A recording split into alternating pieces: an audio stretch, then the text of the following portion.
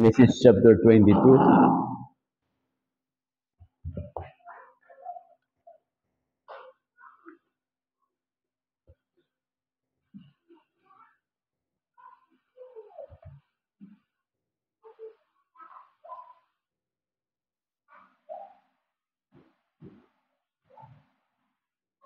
Genesis 22. Verse 1 hanggang verse number 5. Kita nyo na mga kapatid? Okay, basahin natin responsibly. And it came to pass after these things that God did tempt Abraham and said unto him, Abraham, and he said, Behold, here I am.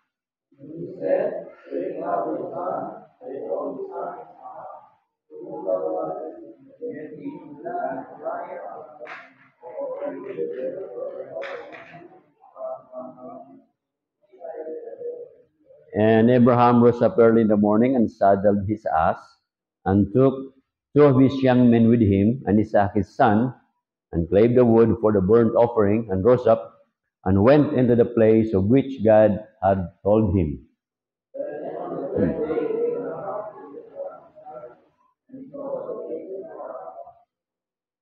Lahat tayo sa verse 5. And Abraham said unto his young men, Abide ye here with us, and I and the lad will go yonder and worship, and come again to you.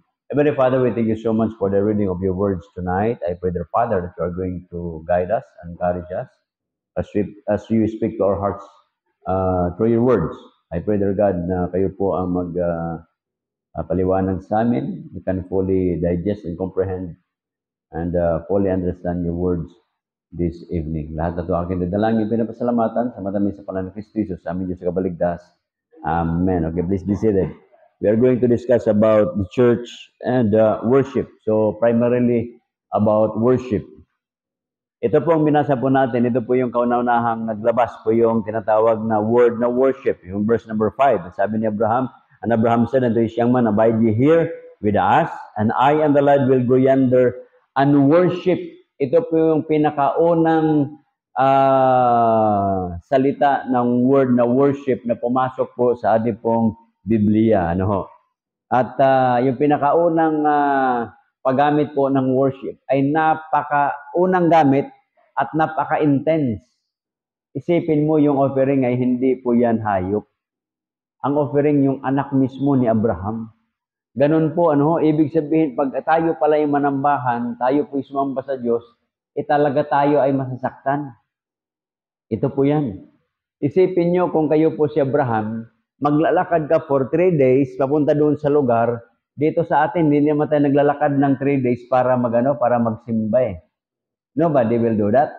Yung 30 minutes nga, galit ka na eh. Yung 3 hours, galit ka na eh. Okay? Dati-dati, meron ako Bible study dyan sa may ang tawag dito, bago magtikling, ano ba yung Mitsubishi dati yata yan dyan. So, meron mag-ama dyan, Bible study ako, sila po yung umuwi pa ng Bicol para manambahan. Ganon po kalayo. Dati, merong member dyan sa Mother Church natin, siya po ay taga-Tagig, yan po ay pupunta pa dyan para manambahan. Ang nakakatuwa ay ganito, 6:30 pa lang ng umaga or 7, nandyan na siya. Okay? Siya ang pinakamalayo, ngunit siya ang pinakauna. Yan po yung mga milagro, Kaya, amazing. Kaya itong si Abraham na ito, siya po ay, yung pinakamamahal niya, nakalagay po dyan sa talata po natin, sa verse number 2, and he said, Take now thy son, thine only son Isaac, whom thou lovest. Yung pinakamamahal mo, Abraham, yun po yung ihandog mo sa akin.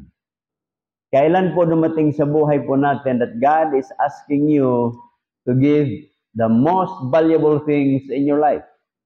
God is asking you to offer the most, not only valuable, meaningful, priceless. Yung ba yung nasasaktan ka sa buhay mo? Minsan, sabi nila, ang pinaka-valuable sa buhay ko yung trabaho. Ang pinaka-valuable sa buhay ko yung aking pong pamilya. Yung ang daming dahilan. Negosyo, so on and so forth. Pero ito, ihandog niya anak niya. Okay? At saka, okay lang kung somebody will do the killing. Nakuha nyo? Pero yung siya mismo, subukan nyo kaya mag-alaga ng manok, tapos kayo mismo magkatay. Nalagaan mo yung manok mo, tapos ikaw magkatay. Kaya aso mo, ikaw magkatay sa aso mo. Subukan yan. Si Princess, halimbawa, may aso sa bahay, di ba? Kasama-kasama niya, mula tuta, inalagaan niya. Pagkatapos sabi ng nanay niya o tatay niya, patayin mo yan. Ang bihira, no? Iyak siya. So, ibig sabihin, masasaktan ka kasi nalagaan mo. Ito po, mga kapatid, hindi po yan. Mismong anak niya, sabi ng Diyos, Abraham, hindi na nga pinarating kay sa misis niya kay Sarah Kasi pag pinarating pa, magtatalo lang sila. So, sa kanya lang mismo. Kaya nga, ang after ng pangyayaring ito, si Sarah namatay na. Hindi naman right there. Pero ibig sabihin, nagtanim siguro ng sama ng loob si Sarah sa kanyang mister, o kaya naman nangungunsumi na di ba? Daming mga nasa isip niya. Nagkaroon siguro ng nervous breakdown. Isipin mo, yung anak niya pala, pwede pala niyang katayin at ihandog sa Panginoon. So ito po yan, mga buded. Ito yung tinatawag the most valuable, the most meaningful worship service na nangyayari po. Okay? So tayo rito, pag tayo po'y magsamba, tayo po'y nakasakay na, we have all, pwede ito, may electric fan. Sila noon, pag nagsamba, sila ang magdala ng kahoy nila, magdala ng offering nila. Ang offering noon, sinusunog lang. Ngayon, hindi na sinusunog. Kasi nagpapatayo na ng mga building, pambabayad ng mga kuryente, pambayad ng tubig, ginagamit sa mga ministry. Inong araw, wala naman silang ministry. Basta pag hinandog mo, sunugin mo. Ba, okay yan, ano? Yan, hindi na. Pero nung lumipas yung mga panahon, hindi na rin pinapasunog ng Diyos. Kasi nga, kakainin na ng mga Levita. Kakainin ng mga pare. So, yun po yan. Kaya naunti-unti. Pagkatapos, nung matapos na, pinagawa na yung templo, nung tabernacle lang, okay lang yun. Pero nung dumami na yung tao, templo na, so maintenance of the temple. Yun po yan, mga kapatid. So, maintenance of the ministry. Nandun yung mga salaries, mga support ng mga workers of the temple. So dito po, mga kapatid, ang meaning po ng worship, there are three Greek words or three Greek verbs translated doon sa nag-iisang English word na worship. Una po niyan ay proskuneo, pangalawa si bumay, pangatlo ay latrio. Ito po ay, ang ibig lang sabihin nito is to bow, to prostrate oneself in submissive, lowliness, and deep service. Sabi niya ni Robert Debenbow, worship is the humble response of a saved or regenerate person. Ligaya natin, mga tumanggap na. To the self-disclosure of the Most High God. It is based upon the work of God. So yung pag-worship natin, yun po ay nakabase po yan sa Diyos. God designed it. Para bang halimbawa lang, you have your phone, may nagdisenyo po yan. Halimbawa ito, may nagdisenyo po yan. Sa atin, napakasimple lang to.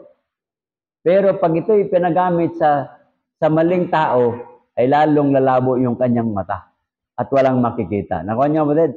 A very simple device. Pag sinuot nyo to at hindi nyo naman kapariha, either titining lang yung paningin nyo o wala kang makikita. Pero pag ginamit ito doon sa tamang kasukat, yun po yan. Okay? So, it is based upon the work of God. So, kaya tayo nakapanambahan because it is God's work na gusto ipagawa sa atin. It is achieved through the activity of God. Gusto ng Diyos na meron siyang activities. And one of that, somebody from His creation Kasi sa dinami-dami namang nilikha ng Diyos, lumikha pa siya ng black hole, lumikha siya ng Milky Way, lumikha ng universe, lumikha ng mga buwan, lumikha ng mga araw, kasi hindi lang naman ng isang araw, lumikha ng napakaraming planeta mula sa pinakamaliit hanggang sa pinakamalaking planeta. Pagkatapos, hindi naman yan mag-worship sa Kanya. Dalawa lang sa creation niya ang mag-worship sa Kanya. Kahit yung parot, turuan mo yan kumanta. Ang parot, turuan mo magsalita yan. Ang hayop, alagaan mo yan. Wala ho, mga kapatid. There are two creation only that will give worship to God. Angel and human being. Tayo lang. Okay? Kaya naman tayo mag-worship because we are created in the image of God. Sa imahe ng Diyos, create tayo. Kaya likas sa tao yung pagiging spiritual. Okay? So, ulitin ko lang ha. Sabi dyan, it is achieved through the activity of God. It is directed to God. So, ang pananambahan, ang pang-worship is directed to God. It is expressed by the lips in praise. I-express mo yan sa pamamagitan ng salita mo. Para bang halimbawa, isang tao, binata, itong mga binata natin, may nagustuhan silang mga dalaga. Kung puro porma, paano malaman ng dalaga? Nakuha nyo? Pupurma lang siya, nagpakabait-bait siya. Wala namang sinasabi. Nobody can read your mind. Kinakailangan mong intentionally, you are going to say it. Sabihin mo. Kaya po ang pag-worship sa Panginoon, it is expressed by the lips in praise. That's why we sing, we give glory to God. And by the life, yung buhay natin in service. Yung buhay naman natin, ibibigay natin. Yun na yung sinabi ni Pablo. You present your bodies in living sacrifice. Pumunta ka dito, living sacrifice yan. Buwabaha sa ibang mga lugar. Gusto mo sana ngayon, manood ka na ng 25 oras? 25 wala eh. Oh. Para yung isang restaurant eh. Nakakatuwa yung restaurant, Binasa ko yung kanyang signage. We are open 25 hours. Okay ang ganda. We are open 25 hours. Ibig sabihin, ang tao naman, we have only 24 hours. Yung kanya sobra-sobra. 25 hours a day. Okay? Ano ba? Ang worship, mga baded, worship means to do reverence or homage to a superior being. Man must or ought to worship God. Kinakailangan nating sumamba sa Diyos. There are things that we don't like or need to worship. We don't worship idols. Exodus chapter 20 verse number 3, hindi natin yan. Kasi yan ay sa mga utos ng Panginoon, wag na wag kayong sumamba sa mga Diyos-Diyusan.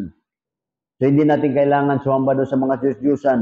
Another one, we are not to worship men. Yung tao hindi dapat sinasamba. Pero sa Pilipinas, sinasamba yung tao. Si Rizal, sinasamba. Sa Davao, sinasamba na. Nandoon sa Socorro, sa Surigao, sinasamba na rin. Grabe itong mga to. Oh, si Senior Aguila daw. Sino kaya ang Junior Aguila? Kung siya si Senior Aguila,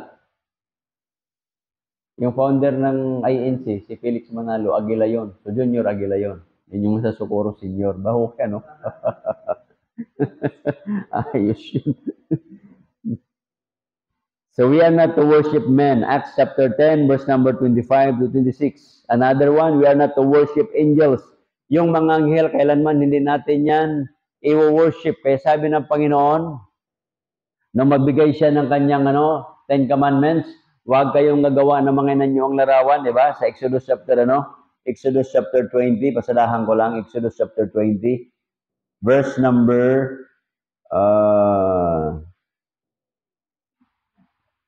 sabi niya, thou shalt have no other gods, verse number 3, before me. Thou shalt not make unto thee any graven image, or in the likeness of anything that is in heaven above, or that is in earth beneath, or that is in the water under the earth, yung nasa ilalim ng tubig.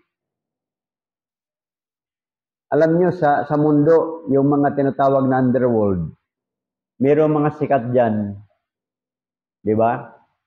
Kaya nga, pinapanood ng mga tao si Aquaman eh. Oh, Aquaman, oh. Sa mga bata, pinapanood si Ariel. Pagkatapos si King Triton, si Ursula. Pag sa Filipino version naman, si Dogong. Oh, yun. Grabe. So, hindi mawawala yung yung mga ganong mga, creature eh. Kaya, ayaw ng Diyos na sambahin yan. Ano pa? Thou shalt not bow down thyself to them. So wag na wag. Kasi nga ang pag-bow down, it means to worship. Nor serve them, for I am thy God, am a jealous God, visiting the iniquity of the fathers upon the children unto the third and fourth generation. Kaya nga po naghihirap yung bansa natin kasi nga mga ninuno natin yun na kanilang ginagawa. Kaya ang kailangan natin, tanikalang lagot. It should start nung tayo po ay naligtas. And we are going to make a new generation of God-fearing individual. Okay? Yan po yan. Another one, we are not to worship nature. Deuteronomy chapter 4, verse number 14. Yung creation ng Panginoon, hindi natin yan wino-worship. Minsan kung saan yung pinakatuktok ng bundok, wino-worship ng mga tao. Yung mga loob ng kuweba, wino-worship ng tao. Nature. Yung araw, wino-worship ng tao. Yung buwan, wino-worship ng Kaya nga dito, nagkakaroon na ng sa dami ng pagkakilanlan at wino-worship yung yung tao. Yung apoy, ginawang Diyos. Yung lamig, ginagawang Diyos. Yung hangin, ginagawang Diyos. Yung dagat, ginagawang Diyos. Ang dami. Lalo na yung mga yung mga espiritista. Nako. Aakyat yan dyan sa Mount Banahaw. Pagkatapos yan, yung puno, nandoon yung kanilang mga espiritista. Yung puno na yan na mayroong dumadaloy na tubig, yung tubig na yan, healing yan. Diyan sa may pakel, yung likod diyan ng ng simbahan diyan.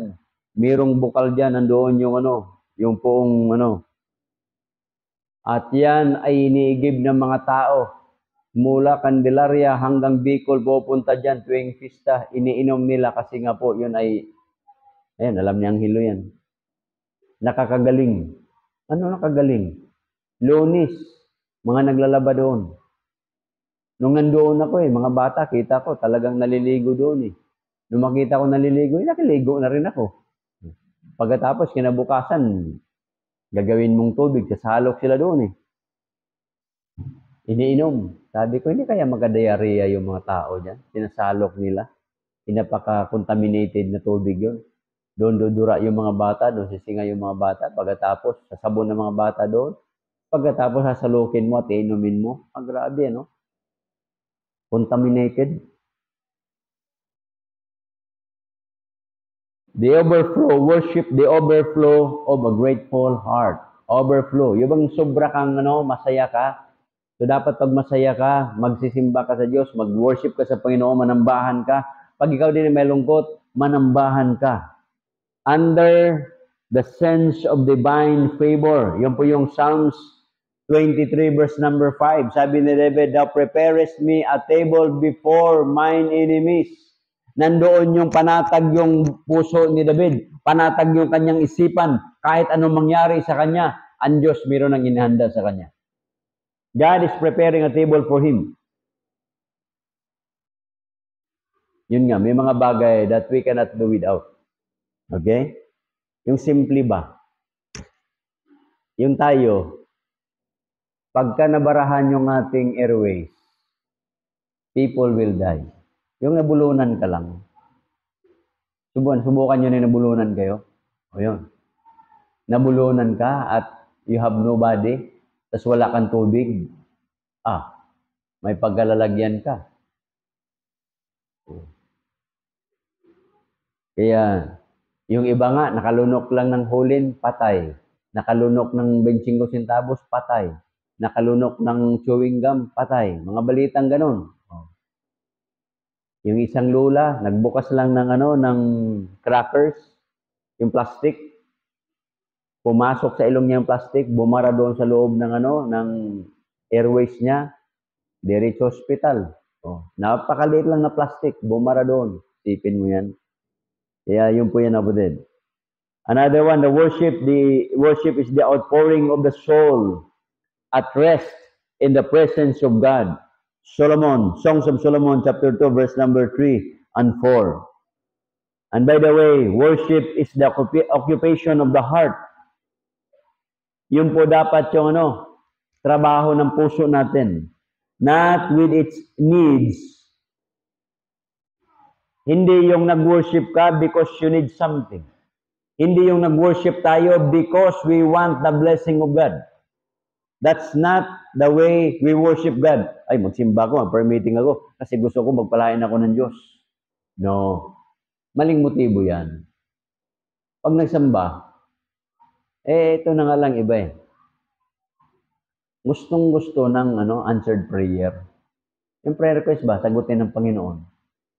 Pagkatamukat-mukat naman, hindi mo makikita sa prayer meeting. They want an answered prayer request. Pero walang prayer meeting. Ayun ang mahirap ipaliwanag. Okay? So, ulitin ko lang, worship is the occupation of the heart, not because we need something, not because we want the blessing of God, but we worship God alone. But with God Himself. Yun po yung sabi sa 2 Samuel chapter 7, verse number 18.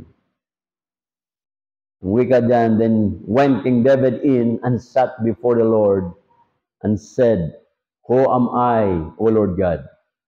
And what is my house that thou hast brought me hitherto? And this was yet a small thing in thy sight, O Lord God, that thou hast spoken also of thy servant's house for a great while to come. And is this the manner of man, O Lord God? Okay? Mahaba yan hanggang 22. For thy word's sake and according to thine own heart, thou hast done all these things to make thy servant know them. Wherefore thou art great, O Lord God, for there is none like thee, neither is there any God beside thee, according to all that we have heard with our ears. So ito po yan, mga kapatid. Nabanggit ito ni David kasi nga nasabi ng Diyos sa kanya na ito yung inarasyon mo pagpapalain niya. Okay? Yon, the main object, the object of worship. Bakit ba tayo, kaya nga, sabi nila, ba't wala kayong cross dyan? Wala man lang kayong revolto. Pwede naman natin pako si Ricardo dyan. O, paminsan-minsan. Ya. Kaya nga, may bakal dyan. Para sabot natin linggo. Schedule ba? First week si Franklin. Pwede yun kasi nung panahon ni Gloria, hindi pala, ni Cory Aquino nung namatay siya, di ba? Yung sundalo na di ba? Yung nakabantay sa niya, ilang oras yun. Hindi man lang dumura, hindi dumumi, hindi man lang uminom, nakaganon lang, Pambihira yan, sabi ko. Grabe. Pero kung subukan nyo magwardya doon sa monumento ni Rizal, 1 hour yan. Isang oras ka. Subukan mo sa bahay nyo, tumayo ka lang. Nakatikas pa nga ka na ganun. For 1 hour. Hindi ka pwedeng gagalaw. Subukan mo lang. How much more yung under the sun? Tapos gumagalaw pa yung sakyan, di ba? Gaganon-ganon ka. O, bawal ka matumba. Grabing dedication yun. Sipin nyo. Kaso nagampanan nila yan. Kasi ang object nila doon, to guard the former president. Sipin mo, revolto lang naman ni Rizal yung nandyan. Wala naman magnakaw dyan Pero nandyan, 4 lagi, nakatikas pahinga yan. Binabantayan nila. Sinasaluduhan pa yan.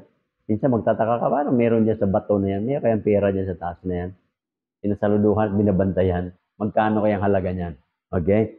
With your respect naman, kasi national hero yon. How much more, ito mga kapatid, paano mo ma-illustrate yung worship? Kung meron kang kaibigan na darating, kaibigan, halimbawa, kaibigan. Pag kaibigan nyo dumating sa bahay nyo, ano gagawin natin? Dumating yung kaibigan nyo, ano gagawin nyo? Muyari kayong didma. Ay, pasok. Ganun lang, di ba? Or, tatayo ka bilang paggalang at respeto doon sa kaibigan mo. Sasalubungin mo, ay, pasok ka, di ba? Oh. Ganun tayo, di ba? Pagka medyo matagal ng bisita, papasok bahay natin, sinasalubong natin yan. Nakuha niyo ba yung mababed? Na nandoon yung iyong ano ba, yung interest mo, pasok ka dito. O, yun yan. Pero pag yung teacher mo, dumating sa bahay mo, ano gagawin mo? Kakatok sa bahay mo, tao po, narinig mo teacher mo. At mabuting teacher. Baka kako ang gagawin mo, mag-spray ka ng pabango doon sa kwarto mo, di ba?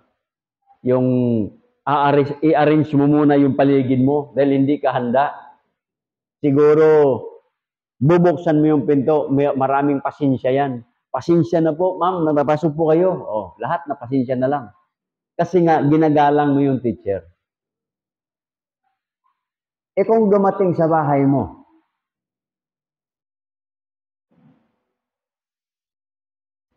si King Charles ng Spain, ng ano pala, Britain, di ba? Si King Charles dumating, pumatok. Ano kaya gagawin mo, Adrian?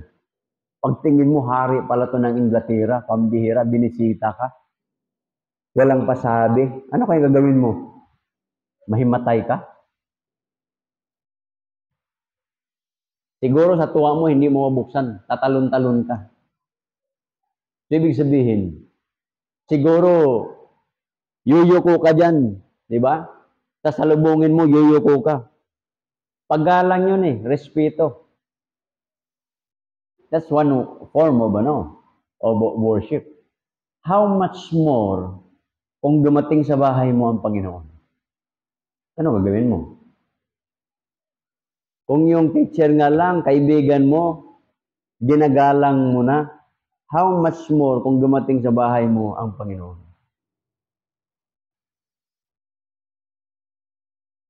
Sabi nga nila, pag dumating ang Panginoon sa bahay natin, hindi lang yuyuko tayo, kundi luluhod. We need to prostrate ourselves and we need to kneel down. Okay? So yun po yan mga kapatid. So, the main object of worship, God is the center of our worship. Yun po yung nasa Luke chapter 4, verse number 8. Luke chapter 4, verse number 8. Jesus answered and said unto him, Get thee behind me, Satan, for it is written, Thou shalt worship the Lord thy God, and him only shalt thou serve. And him only shalt thou serve. Ito po yan. Pinakasentro. Ang Panginoon. Si Satanas kasi gusto ng Satanas, siya ang sambahin. Ito yung pinukso dito yung Panginoon. Sabi ng Diablo, and the devil said unto him, All this power will I give thee, and the glory of them. For that is delivered unto me, and to whom I will give it. If thou therefore wilt worship me, all shall be thine. Isipin mo, sa iyo lahat yan, sambahin mo lang ako. Sumagot ng Panginoon. Sabi ng Panginoon, Get thee behind me, Satan, for it is written, Thou shalt worship the Lord thy God, and him only shalt thou serve. Kaya, the center of our worship is no other than God. Okay? Yun po yung pinakasentro. We are to worship God the Father. Inutos po yan ng Biblia. Ito po ang makita natin sa John chapter 4, verse number 23. 4:23. Ganito po ang wika, mga kapatid. But the hour cometh, and now is, when the true worshippers shall worship the Father in spirit and in truth. For the Father seeketh such to worship Him. So yung Diyos Ama, hinahanap niya yung totoong sumasamba sa Kanya. So we need to worship God the Father. Sa Biblia lang, kahit anong gawin nating hanap, walang sinabi na wala kaming verse na makita na we need to worship the Holy Spirit. Pero ba kayo nakita? Silent, di ba, ang Biblia? Oh. Wala kang makita na we need to worship the Holy Spirit. Pero, naturalmente, the Holy Spirit is the third person of the Godhead, kasama siya bilang Diyos, ay sambahin natin. Okay? Another one, we are to worship our Lord Jesus Christ. John chapter 9, verse 38. John 9:38. Ito po ang wika. And he said, Lord, I believe. And he worshiped him. Okay? So, may pinagaling ba dito ang Panginoon? At naniwala siya?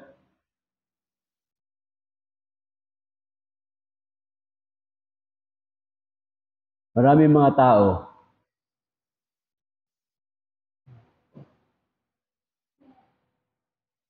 ang kwento dito,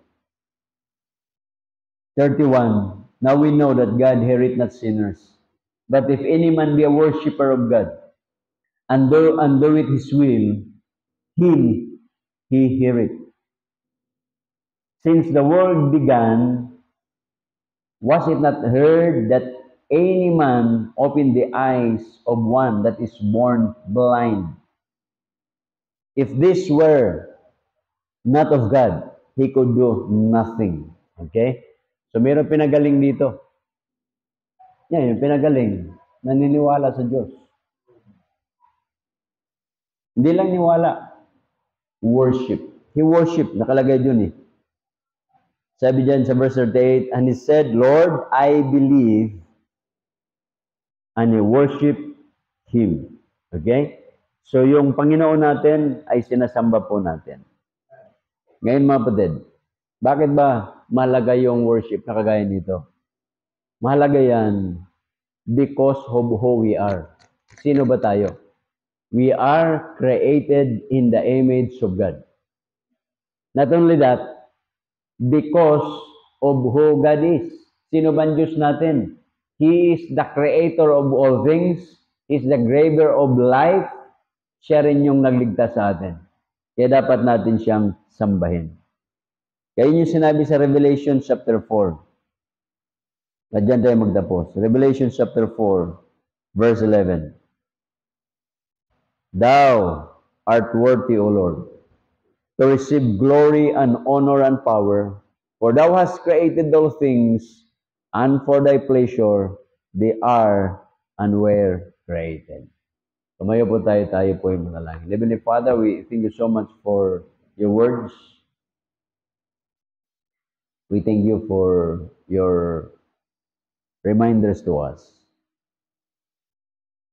Sometimes, yung pananambahan, to others, it is not essential. But for us, it is. A power behind that no other institution could offer.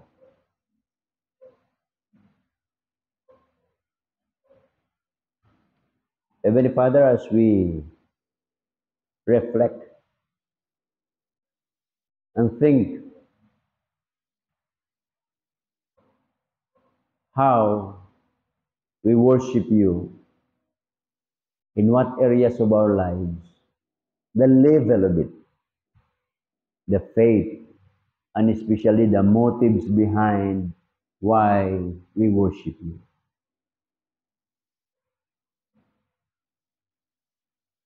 Help us, O Father, to really understand the density of a real worship. Because sometimes ay parang tradisyon na lang namin. Sometimes ang pananambahan ay parang seremonya. But it is not. It is the outpouring of our soul to you. As we part ways tonight, take care of us and keep us safe. We could be able to reach our destination safe and sound. Bless us, O Father, provide all our needs. All these things I shall pray. In the name of our Lord Jesus Christ. Amen. God bless us all.